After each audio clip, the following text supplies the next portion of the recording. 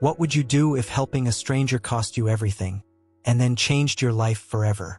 Today's story takes place in Richmond, Virginia, where a 19-year-old Maris Bell made a split-second choice that destroyed her one shot at success. But what happened next proved that sometimes the smallest act of kindness can redirect an entire life and expose the truth about who really deserves power. This is a story about morality, money, and what happens when the working class refuses to stay silent. Stay with me, because the twist in this one will make you question everything you think you know about success. Maris Bell stood in front of the cracked bathroom mirror holding a single printed resume, and for the first time in her life, she understood what her mother meant when she said some doors only open once. She had 43 minutes to catch 2 buses across the city. 43 minutes before the only interview that mattered would begin or end without her. And her hands wouldn't stop shaking. Maris had grown up watching her mother, Tanya Bell, leave before sunrise in a gray uniform that never quite fit right. Tanya cleaned offices. She scrubbed toilets in buildings where people made decisions that moved millions of dollars. And she did it so Maris wouldn't have to. Maris smoothed the resume one more time. 1 page, clean margins, no typos. Every word had been chosen carefully. Every line represented late nights, community college classes squeezed between shifts at the grocery store, applications sent into voids that never wrote back. This one wrote back: Arbor and Finch Capital Management. You look beautiful, baby. Maris turned.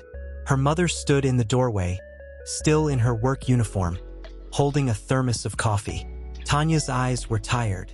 They were always tired, but today they were something else too. Afraid. Mama, I'm just going to an interview. No. Tanya stepped closer, her voice quiet but firm. You're walking into a world that doesn't let people like us in. This interview is your door, Maris. Your door. Don't stop at other doors on the way. Don't get distracted. You walk through your door. You hear me? Maris nodded, even though the weight of those words made her chest tight. Tanya kissed her forehead and handed her the thermos. Now go, and don't look back.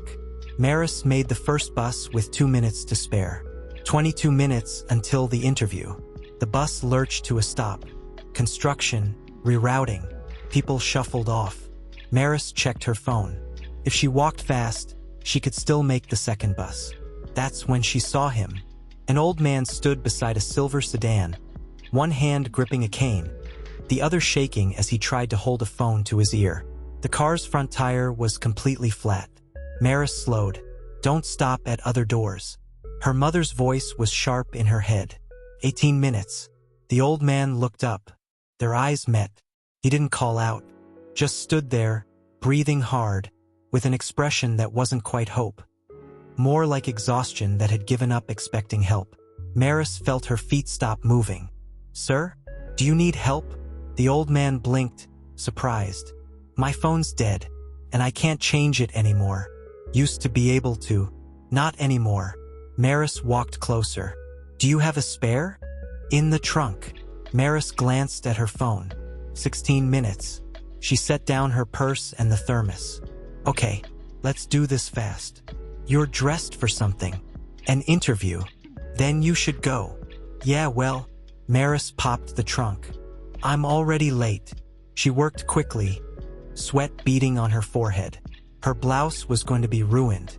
What's your name? He asked quietly. Maris. Where's your interview? She grunted as she loosened the first bolt. Arbor and Finch. The old man went very still.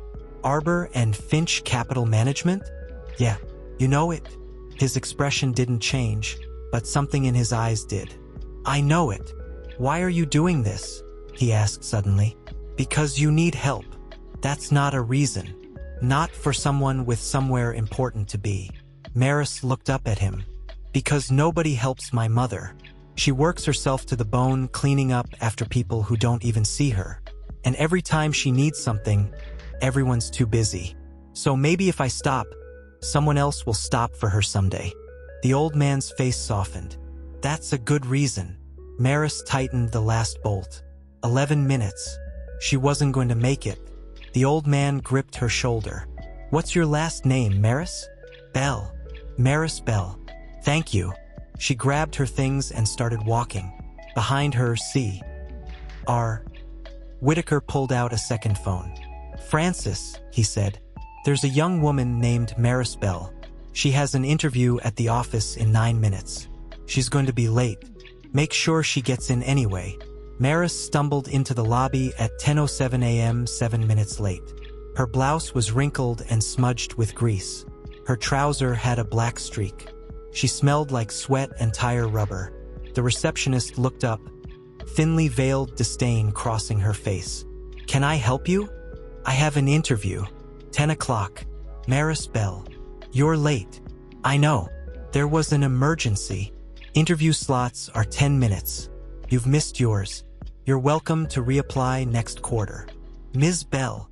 The voice came from behind her. Calm, precise, authoritative. Maris turned. A man in his 50s stood near the elevator. I'm Francis Halloway, Senior Executive VP.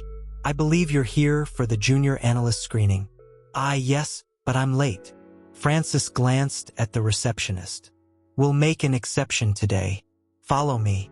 In the elevator, Francis asked, Why were you late? Maris could lie, but if this was her door, she wasn't walking through it with a lie.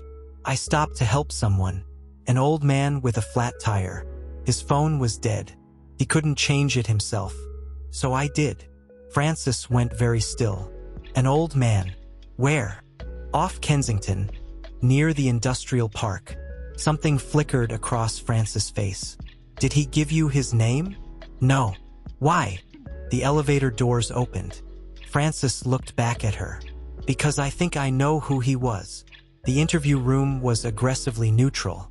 2 interviewers looked at Maris the way the receptionist had. Ms. Bell, you're late. I know. I'm sorry. Care to explain? I stopped to help someone. An elderly man with a flat tire. His phone was dead. So I helped him. The woman's expression didn't soften. So you prioritized a stranger over this opportunity. Maris sat up straighter. Yes, I did. Because he needed help and I could give it.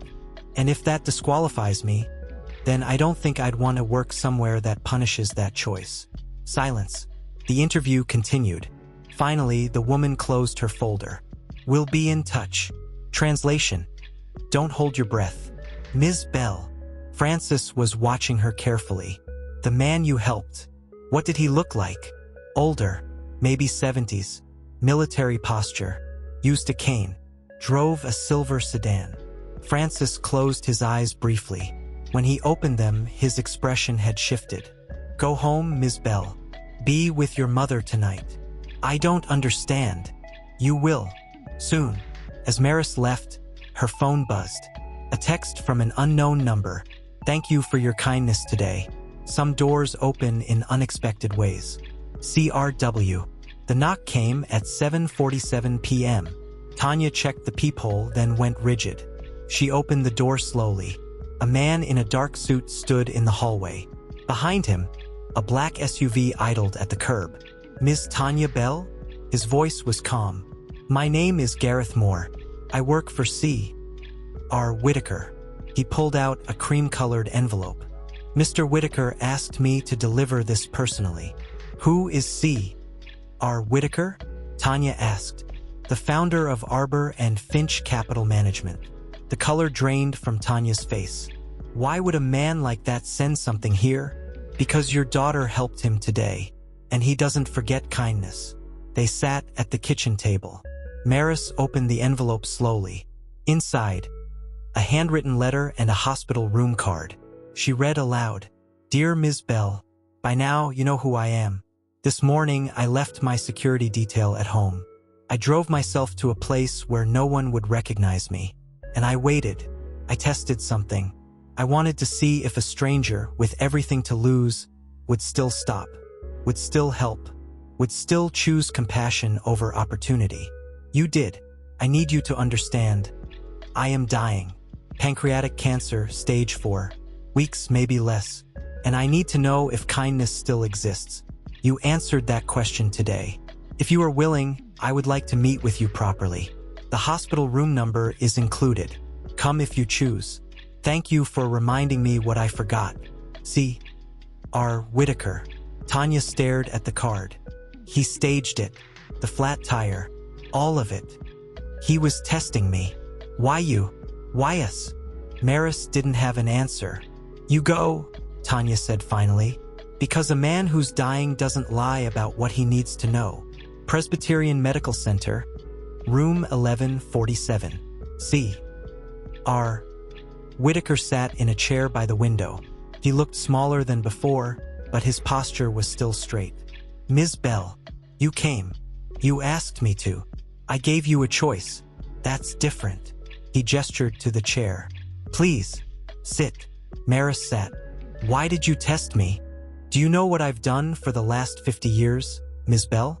I built an empire. I made decisions that moved billions. I displaced families. I fired thousands to keep profit margins intact. I prioritized efficiency over empathy. He turned to face her. I became very good at it. And 2 months ago, a doctor told me I had 8 weeks to live. I'm sorry.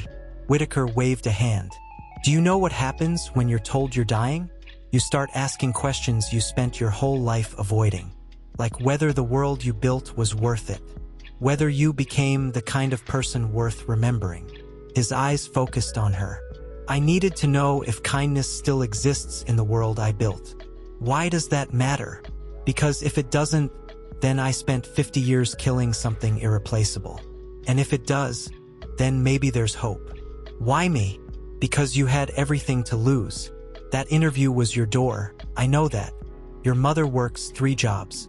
You're 1 missed paycheck away from losing everything. And yet, you stopped. He leaned forward. Do you understand how rare that is? In my world, people only help when there's a camera watching. But you helped because it was right. Maris studied him. You have executives. People who've worked for you for decades. Why not test them? Because they've already been shaped by my world. I needed someone who hadn't been trained out of their humanity yet. So you found me. No, I found dozens of people. I've been doing this for weeks. You weren't the first. You were the 7th. His expression was somber. The others kept driving. You were the first person who stayed, who sacrificed something real. Maris felt the weight of that. I don't understand what you want from me. Whitaker looked at her for a long moment. I don't want anything, but I need to tell you something. The flat tire wasn't an accident. I had Gareth deflated. I drove to that location because it's your route. I timed it so I'd be there when your bus was rerouted. You made me late on purpose. Yes, and I'd do it again. Maris stood, anger flashing. You have no idea what that interview meant. We don't get second chances. That was it for me. I know, and that's exactly why it mattered. How does ruining my life prove anything? Because I needed to know if you'd choose compassion even when it destroyed you. And you did. He stepped closer. The question now is what comes next. There is no next. Yes, there is. Whitaker pulled out a business card. Come back tomorrow, to my office. I'll explain everything, but only if you choose to.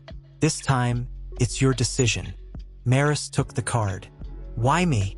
Whitaker smiled faintly. Because you're the only person who passed the test. The next morning, Gareth Moore was waiting at the curb in the black SUV. He led Maris to the top floor, windows overlooking the city, dark wood, leather furniture. C. R. Whitaker sat at the head of a conference table. Francis Halloway stood near the windows. Ms. Bell, thank you for coming. Maris sat. You said you'd explain. How is your mother? What? Tanya Bell. She works for Prestige Commercial Cleaning. 3 buildings downtown. Been with them 11 years. Maris went cold. How do you know that? Because one of those buildings is mine. I've seen her work. Never spoke to her. But I've seen her.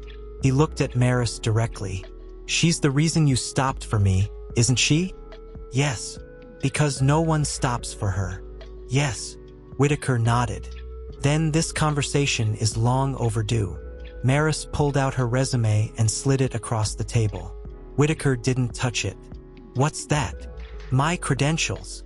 I don't care about your credentials, Ms. Bell. Your GPA, your references. None of that tells me what I need to know. Then what do you need to know? I need to know if you're someone who will do the right thing even when it costs you everything. And I already have that answer. Francis spoke. Mr. Whitaker isn't offering you a job, Ms. Bell. Then what is this? A test. One more test. But this time you'll know you're being tested. Whitaker stood slowly. I told you I've spent 50 years building an empire. What I didn't tell you is what it cost. I made decisions that displaced families. I fired single mothers. I prioritized profit over people. He walked to the window. And now I'm dying. And I'm asking myself if any of it mattered. He turned back. So I need to ask you something. And I need you to answer honestly. If you had known who I was on that roadside, would you still have helped me? Maris thought about lying. But she'd already decided to walk through this door honestly. I don't know. If I'd known you were powerful, I probably would have helped because I thought it might lead somewhere. And I hate that. But it's true. She swallowed. But I also think I would have helped you anyway, because you needed it. She looked at Whitaker directly. So yes, I think I would have helped you, but I can't promise my reasons would have been pure. Whitaker smiled genuinely.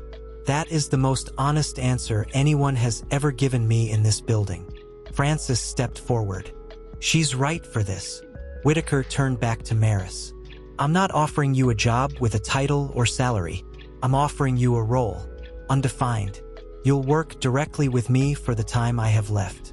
You'll observe decisions. You'll ask questions. You'll tell me when I'm wrong. And when I'm gone, you'll carry forward something I should have built into this company from the beginning. Carry forward what? Conscience. This company runs on efficiency and profit. It works, but it's ruthless. It crushes people like your mother without noticing. He sat down heavily. I can't fix 50 years in the time I have left. But maybe I can plant something that grows after I'm gone. And you think I can do that? I think you're the only person who can, because you haven't been corrupted by this world yet. What happens if I say no? Then you walk out. Your life continues exactly as it was. No consequences. Francis will personally recommend you to 3 other companies. And if I say yes, then your life changes. Completely, irrevocably. You'll be given access to decisions worth millions. You'll have influence you never trained for. And when I'm gone, you'll have to decide what to do with it. He leaned forward. This isn't a promotion. It's not a reward. It's a burden. And it will cost you. So choose carefully. Because once you say yes, there's no going back. He offered his hand. Maris took a breath and reached out. Good, Whitaker said. Francis, get Ms. Bell set up. Office on this floor. She observes everything. Francis led her to a small office. This is yours. On the desk, a single folder. Riverside Redevelopment Project. Phase 3. Projected ROI, 340%. Displacement impact, 47 residential units. Displacement? Maris asked. Francis' expression was neutral. We're converting residential space into commercial. Current tenants will be relocated. Relocated where? The city handles that. We provide compensation. Is it enough to stay in the neighborhood? Francis hesitated. No. Most will need to move further out. So we're forcing them out of their community. We're following the law. This is how development works, Ms. Bell. Maris sat in the meeting surrounded by executives speaking in acronyms and percentages. Nobody mentioned the 47 families. They were just current occupancy. Maris felt sick. She looked at Whitaker. He was watching her, testing her again. After the meeting, Maris called her mother. Mama, I don't know if I can do this. I sat in a meeting where people talked about displacing 47 families like it was nothing. Is it legal? Yes. Is it profitable? Very. Then that's how the world works, baby. Now you have to decide what you're going to do inside it. That night, Maris reviewed files, project after project, all displacing communities that couldn't fight back. She pulled up Riverside details and cross-referenced addresses. Her heart stopped. One building was serviced by Prestige Commercial Cleaning.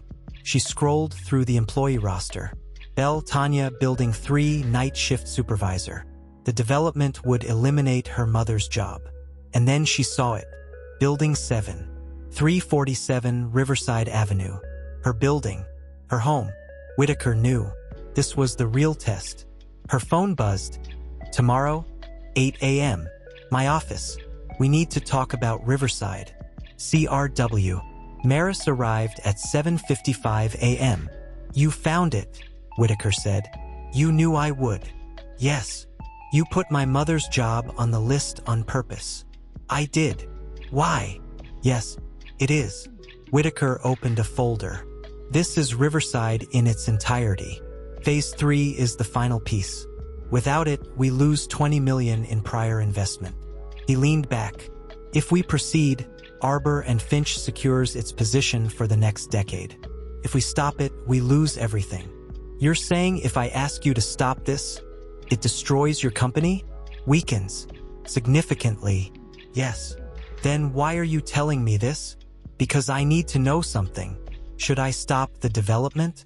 Should I dismantle my legacy to protect 47 families, including your mother? Or should I finish what I started?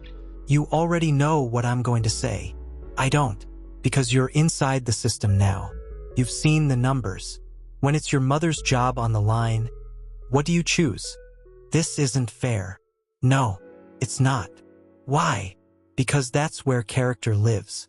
Not in easy choices. Character lives where every option costs you something you can't afford to lose. He stepped closer. If you tell me to stop, I will. Your mother keeps her job. But my legacy becomes a cautionary tale. And you'll wonder if you cost thousands of future employees their jobs. And if I tell you to continue, then the project finishes. Your mother gets severance and I ensure she's placed elsewhere. And you'll live with knowing you chose the system over the people it crushes. Maris flipped through the pages. Then she saw the address list. Building 7. That's my building. That's where I live. I know. You're taking our home. The compensation package includes relocation. I don't care about compensation. That's our home. And you want me to tell you it's okay? No. I want you to tell me the truth. What should I do? Maris turned away. I need time. You have until tomorrow morning.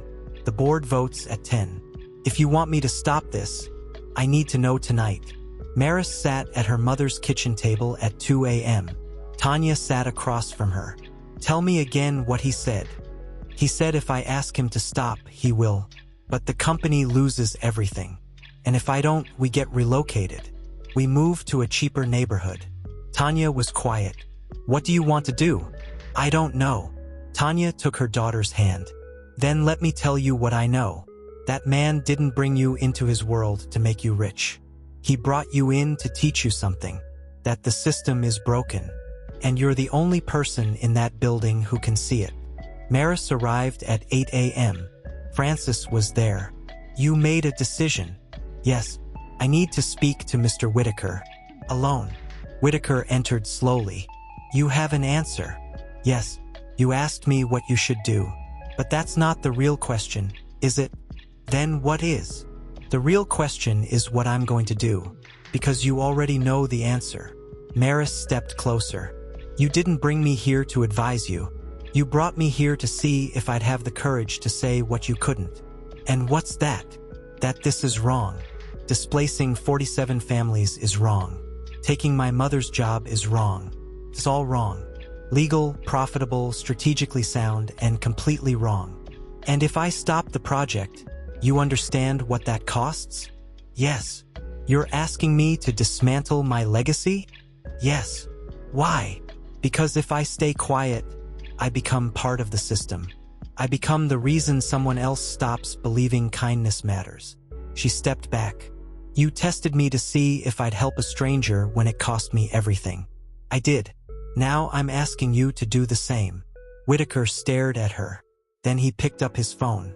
Francis, cancel the board meeting. Riverside Phase 3 is dead. Inform the investors we're restructuring to preserve the existing residential buildings. I don't care what it costs. He hung up. You passed. The real test. I didn't bring you here to save my legacy. I brought you here to dismantle it. To prove that someone could walk into the system and still choose people over profit. Then why make it so hard? Because it had to cost you something. If it didn't affect you, your answer would have been meaningless. But this cost you your home, your mother's security. He leaned forward. And you still chose right. Whitaker stood, extending his hand. Thank you. He stopped. His face went pale. His hand gripped the desk. Mr. Whitaker? He tried to speak. His cane clattered to the floor. And then he collapsed. Francis burst through the door.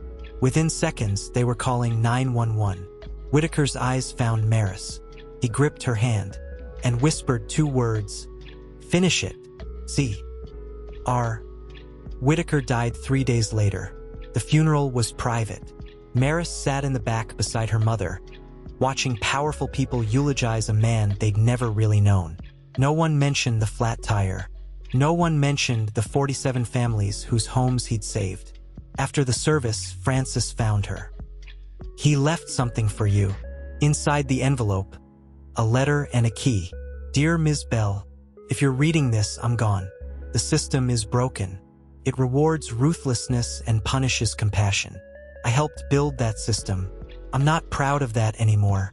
But you walked into my world and refused to become part of the machine. You chose right even when it cost you everything. The key opens an office on the 14th floor. Your office. I've restructured part of my estate into a fund, the Bell Whitaker Housing Initiative. Worker First Housing, affordable apartments, scholarships. You'll oversee it. Don't let them turn it into another corporate charity. Fight them, every day, the way you fought me. Thank you for stopping that day. CRW. Maris stood in her new office 3 weeks later. Tanya stood in the doorway. You okay, baby? Mama, I don't know if I can do this. Tanya took her daughter's face in her hands.